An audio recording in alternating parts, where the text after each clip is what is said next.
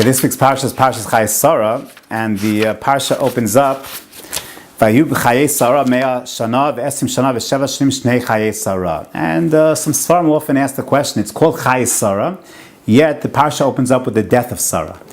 And why then do we refer to this Parsha as Chayei Sara? So just a nice little thought that perhaps ties into that question, but really develops another idea, can be found if you look at the Chumash in our Parsha Chayei Sara, Perek Chav Daled, the theme that operates, that occupies most of the Parsha is the finding of a shidduch for Yitzchak, where Avram sends Eliezer out to find a shidduch by the house of Besuel to find Rivka. And when Avram sends Eliezer out, he makes him take a shvuah. And the shvuah is found in Pasuk Gimel of Perek Chav Daled, Va'ashbiacho b'Hashem, Elokei Hashamayim, Elokei Haaretz, Asher lo tikach isha livni mibnos ha'Kna'ani. Avram makes Eliezer take a shvuah that you're not going to take a woman for Yitzchak of Bnos Kna'an, Asher Anochi Yoshev Bikirbo.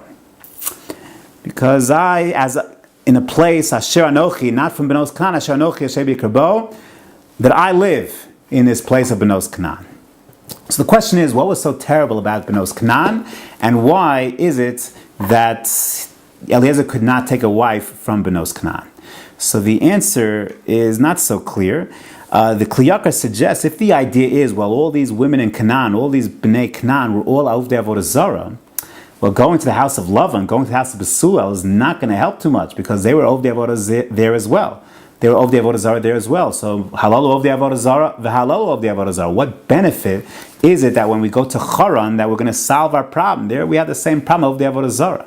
Moreover, you seem to have 4 extra words in this pasuk. It's a bit awkward.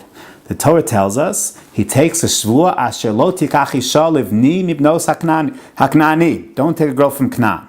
Why do you need the extra 4 words, asher anochi yoshev bikirbo? What is that adding? Don't take a local girl, don't take a girl from Bnos Canaan. Why do I have to have that information, asher anochi yoshev bikirbo? So comes along the Kli Yakar with a very beautiful idea.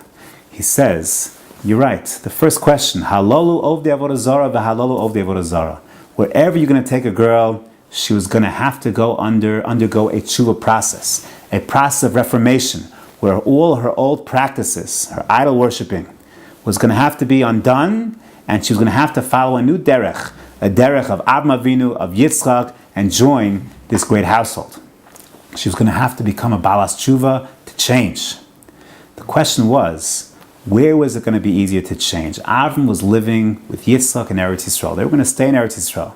That's where their destiny was, in Canaan.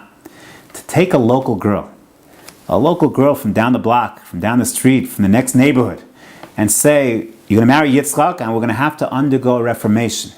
When every other Shabbos she'd be going back to her family's house, she was hanging out with her same friends, hanging out in the same place as her home turf. To undergo a process of change, of tshuva, of reformation, when you're in your home turf, that Avram understood to be very difficult, if not impossible. His mission for Eliezer was not so much, don't take a girl from Canaan. That wasn't the point. The point was those last 4 words, Asher Anochi Yoshev Bikirbo. We're going to have to take someone and uproot them. Take them away from their hometown. Take them away from Haran and bring them here. Because if they're in their hometown, to go ahead and undergo that process of change, of tshuva, is going to be so radically different. It's going to be so much more difficult, and perhaps even not accomplishable. Therefore, he says, let's take a non-local girl, Asher Anochi Yoshev Bikirbo, not a girl from Canaan where I live, somewhere else. Bring her here.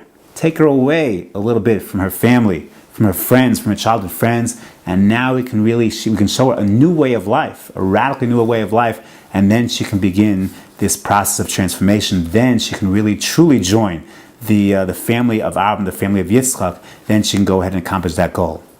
In fact, this idea, perhaps you find elsewhere as well, whenever you find great processes of revelation, of forging a new path, we find perhaps that's exactly the command that's given to Avraham Avinu. Lech lecha me'aretz miladcha, to form this new direction, to forge this new path.